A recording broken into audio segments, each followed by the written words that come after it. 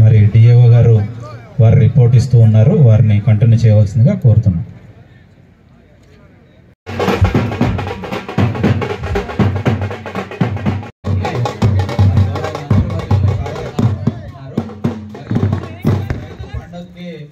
గౌరవ మంత్రివర్యులకి అధ్యక్షులు గౌరీపట్నం మరి ఈ కార్యక్రమాలన్నీ దగ్గర సుబ్బరాజు గారు పిఎస్ చూసినాం. అదేవిధంగా గోపాలపురం ఎంఏఓ గారు వచ్చి మరి కండువాని అలంకరింప చేయవలసిందిగా కోరుతున్నాం.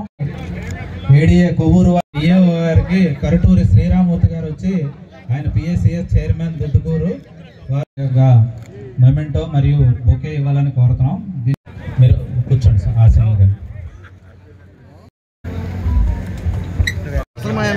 నీటిపారుదల శాఖ మంత్రివర్యులు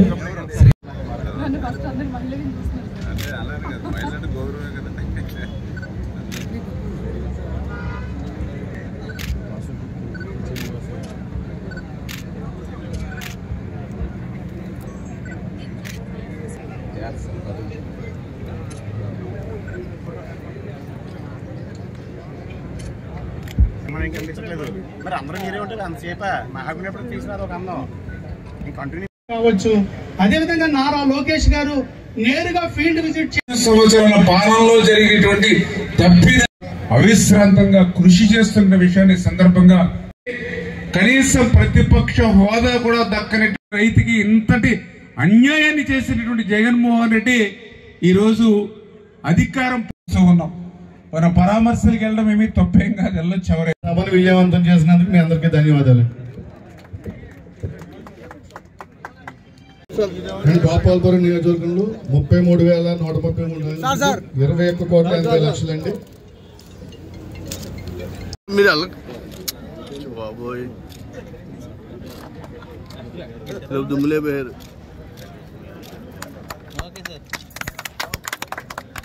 మామూలు ఆర్గానిక్ ఏంటి స్పెషాలిటీ? ఆర్గానికేనా?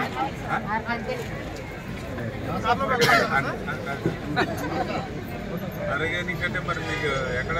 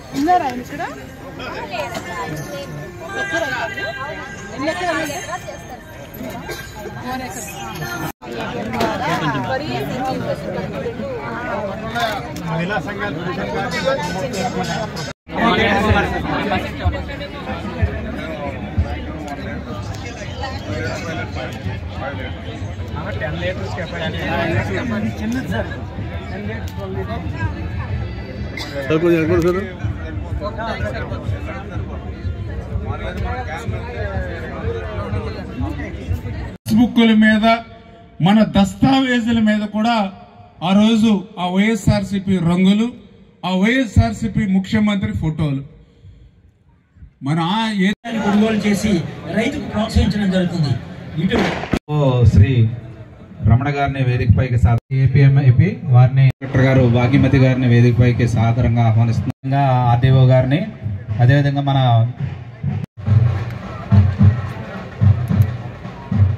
అదేవిధంగా దారి ఉండే మధ్యలో అంతా దారి ఇచ్చుకుంటే మనకి ఇబ్బంది ఉండదు.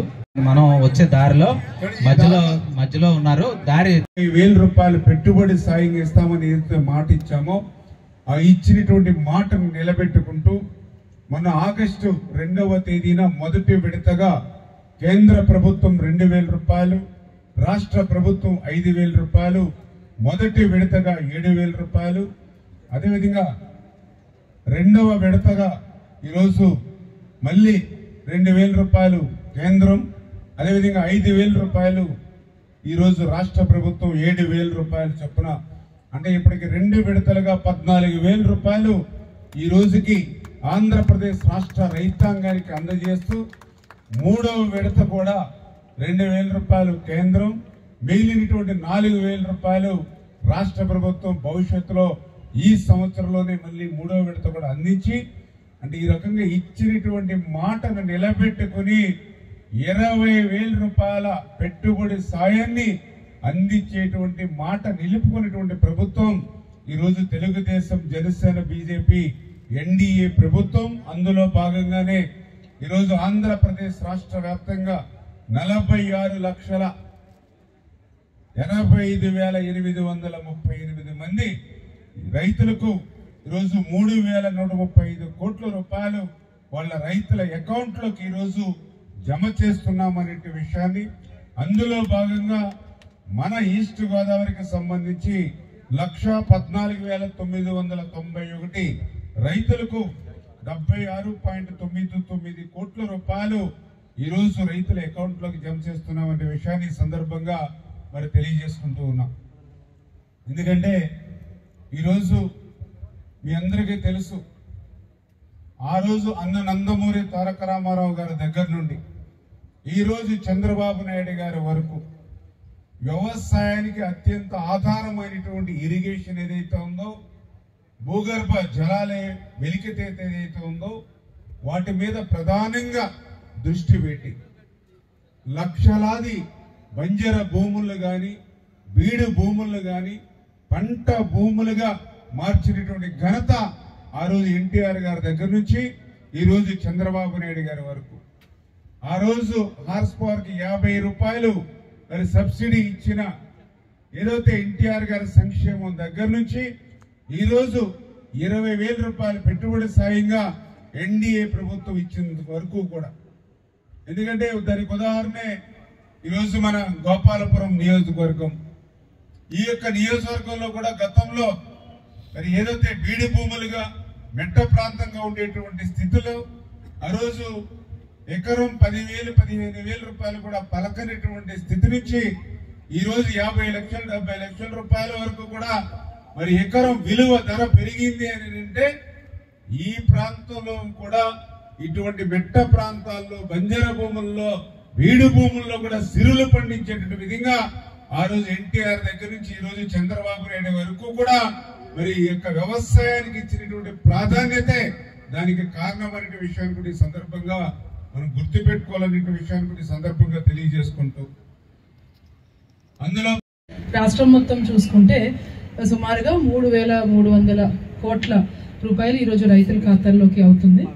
సో ఇందులో భాగంగా ఆల్రెడీ ఎమ్మెల్యే గారు చాలా మంచి పాయింట్స్ మీకు చెప్పారు. సో నేను కూడా ఇందులో ఇక్కడికి జిల్లాకు వచ్చిన తర్వాత నా అబ్జర్వేషన్ నేను చెప్పదలుచుకున్నాను. అందరూ వరి వేస్తున్నారు, మనకి నీళ్ళు ఎక్కువ ఉన్నాయి గోదావరి జిల్లా అని చెప్పి, కానీ వరిలో ఉండే కష్టాలు కూడా అలాగే ఉన్నాయి. వర్షం సరిగ్గా టైంకి పడకపోయినా, పడాల్సిన టైంలో పడకపోయినా, లేదంటే నీళ్లు ఎక్కువ వచ్చి మన వరదలు వచ్చినట్టు వచ్చినా, రకరకాల సమస్యలు మనకి వరి పంటలో ఉన్నాయి. వరి పంటలో రైతుకు మిగిలేదు కూడా ఖర్చు పరంగా చూసుకున్నా సరే చాలా తక్కువ ఉంది. ఇదే కాదు, మనము ఇన్పుట్ గురించి చూసుకుంటే అంటే మనము అందులో వేసే యూరియా కానీ అదర్ ఇన్సెక్టిసైడ్స్, పెస్టిసైడ్స్ ఇవన్నీ చూసుకుంటే కూడా ఖర్చు కూడా చాలా ఎక్కువ ఉంది రైతుకి. సో ఇదే కాకుండా ఆర్గానిక్ న్యాచురల్ ఫార్మర్స్ చేస్తున్న రైతులతో కూడా నేను చాలా మందితో మాట్లాడాను. మొన్న తుఫాన్ వచ్చినప్పుడు జిల్లా మొత్తం తిరగడం జరిగింది, అందరు రైతులతోనే మాట్లాడాను. ఆర్గానిక్ గా చేసే రైతులందరికీ కూడా దిగుబడి ఒక 10 బ్యాగులు తక్కువ వచ్చినా సరే ఫస్ట్ 3 ఏళ్ళు కొంచెం మన కెమికల్స్ తగ్గించి జీవామృతం, ఘనజీవామృతం ఇవన్నీ మనం చేయడం వల్ల ఒక 10 బస్తాలు 15 బస్తాలు కొన్నిసార్లు తగ్గినా ఖర్చు కూడా తక్కువ ఉంటుంది, మిగులు ఆదాయం అనేది రైతుకి ఎక్కువ ఉంటుంది. సో అది చాలా మంది రైతులు ఆర్గానిక్ మీరు ఎందుకు చేయట్లేదని నేను అడుగుతుంటే అందరూ చెప్పేది ఏంటంటే మాకు 15 బస్తాలు 10 బస్తాలు దిగుబడి తగ్గిపోతుంది, మాకు గిట్టుబాటు అవ్వదని చాలా మంది కౌలు రైతులు చెప్తున్నారు. కానీ యాక్చువల్గా ఎంత మిగులుతుంది, మిగులు ఆదాయం రైతుకి ఎంత వస్తుంది ఖర్చులన్నీ పోగా అని చూస్తే మనకి న్యాచురల్ ఫార్మింగ్ చేసే రైతులకే మిగులు ఆదాయం ఎక్కువ ఉంటుంది. ఇది చాలా మంది రైతులకి నేను వెళ్ళినప్పుడల్లా చెప్తా ఉన్నాను. ఈరోజు కూడా మీ అందరినీ నేను విన్నపించుకుంటున్నాను. ఇది మన ఆరోగ్యానికి మంచిదని మీ అందరికీ తెలుసు. క్యాన్సర్ అందరికీ పెరుగుతుంది, అన్ని జబ్బులు పెరుగుతున్నాయి.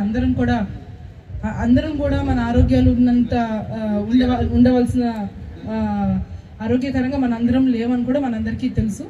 కానీ ఈ ఆదాయం తరపున చూసుకున్నా సరే మీకు ఆర్గానిక్ న్యాచురల్ ఫార్మింగ్ లో పెరుగుతుంది. దీనికి సర్టిఫికేషన్లు కూడా ఇస్తున్నాము. ఈ సర్టిఫికేషన్ మీరు ఈ రోజు మొత్తం ఇమీడియట్ గా ఆర్గానిక్ మారకపోయినా ఒక 10 బస్తాలు యూరియా వేస్తుంటే 5 బస్తాలు వేస్తే 3 బస్తాలు తగ్గించుకున్నా మనకి దిగుబడి తగ్గకుండా కూడా చేసే రైతులు చాలా మంది ఉన్నారు. దిగుబడి ఆదాయం మాత్రం రెట్టింపు చేసుకున్న రైతులు వరిలో కూడా చాలా మంది ఉన్నారు. ఇదే కాకుండా మన వరి గట్లు ఏవైతే ఉంటాయో ఆ గట్లు మనం వైడన్ చేసుకుని అక్కడ చాలా మంది వెజిటబుల్స్, ఆకుకూరలు, కాయగూరలు వరితో పాటు వేసుకున్న వాళ్ళు ఉన్నారు. దాంతో ఇంకా ఆదాయం కూడా చాలా రెట్టింపు అయింది. సో ఇవన్నీ కూడా ఇందాక ఎమ్మెల్యే గారితో మాట్లాడినప్పుడు ఒక రైతులందరికీ కూడా ఒక ప్రాపర్ గా వర్క్ షాప్ లో పెట్టి ఎలాంటి కల్టివేషన్ లో మనకి ఎంత ఖర్చు అవుతుంది, ఎంత మిగులుతుంది, ఏది చేస్తే బాగుంటుంది అనేది ఇక్కడ హార్టికల్చర్ యూనివర్సిటీ, అగ్రికల్చర్ తరపు నుంచి సైంటిస్టులు, అదే మన మండలంలో వేరే మండలాల్లో బాగా చేసే రైతులందరినీ కూడా పిలిపించి ఒక వర్క్ షాప్ లాగా ఇక్కడ మేము కండక్ట్ చేస్తాము. సో ఆ రోజు మీ అందరికీ కూడా కొంచెం చాలా సందేహాలు ఉన్నాయి రైతులందరికీ. మిగతా రైతులు వచ్చి చెప్తే మీకు నమ్మకం కలుగుతుంది కాబట్టి ఆ రోజు అవన్నీ కూడా ఇక్కడ త్వరలోనే ఎక్సర్సైజ్ కూడా ఇక్కడ చేపడతామని ఎమ్మెల్యే గారి ఇందాక సూచన మేరకు అది కూడా మనం ఇక్కడ చేపడతాము. పేరులోనే ఉంది సాయం అని చెప్పి, అంటే ఈ సమాజానికి సాయం చేస్తూ పట్టెడన్నాన్ని ఇచ్చి పండించి ఇచ్చే రైతన్న, ఈ రైతన్నకి ప్రభుత్వం అండగా ఉంది అని చెప్పిన రోజు, నిరూపించుకున్న రోజు మరోసారి. ఈరోజు మళ్ళీ రెండో విడతగా 7,000 రూపాయలు ఒక్కొక్కరి అకౌంట్లో. నాకు బాగా ఆనందం కలిగించే అంశం ఏంటంటే ద్వారకా తిరుమల మండలాన్ని కూడా కలుపుకుంటే మొత్తం మన జిల్లాలో అత్యధికమైన రైతులు లబ్ధి పొందుతున్న నియోజకవర్గం 33,133 మంది. ఈ సందర్భంగా శ్రీ నారా చంద్రబాబు నాయుడు గారికి, ప్రధానమంత్రి మోడీ గారికి, పవన్ కళ్యాణ్ గారికి, లోకేష్ గారికి ప్రత్యేక ధన్యవాదాలు తెలియజేసుకుంటూ, ఈరోజు ఏదైతే ఆది నుంచి కూడా రైతు అనేది మొదటి శాస్త్రవేత్త, ఎందుకంటే బురద నుంచి బొవ్వును పండించి పట్టెడు అన్నం పెట్టే రైతు ఈ రోజున సమాజంలో వ్యవసాయం అనేది సాయంగా నిలబడి మన జీవితం అంతర్భాగం అవ్వాల్సింది రాను రాను అనేక యాంత్రిక జీవితాల వల్ల, అనేక ఉరుకు పరుగుల ప్రపంచ జీవనంలో వ్యవసాయం అనేది, రైతు అనేది సన్నగిల్లిపోతున్నాడు, రైతు సన్నబడిపోతున్నాడు.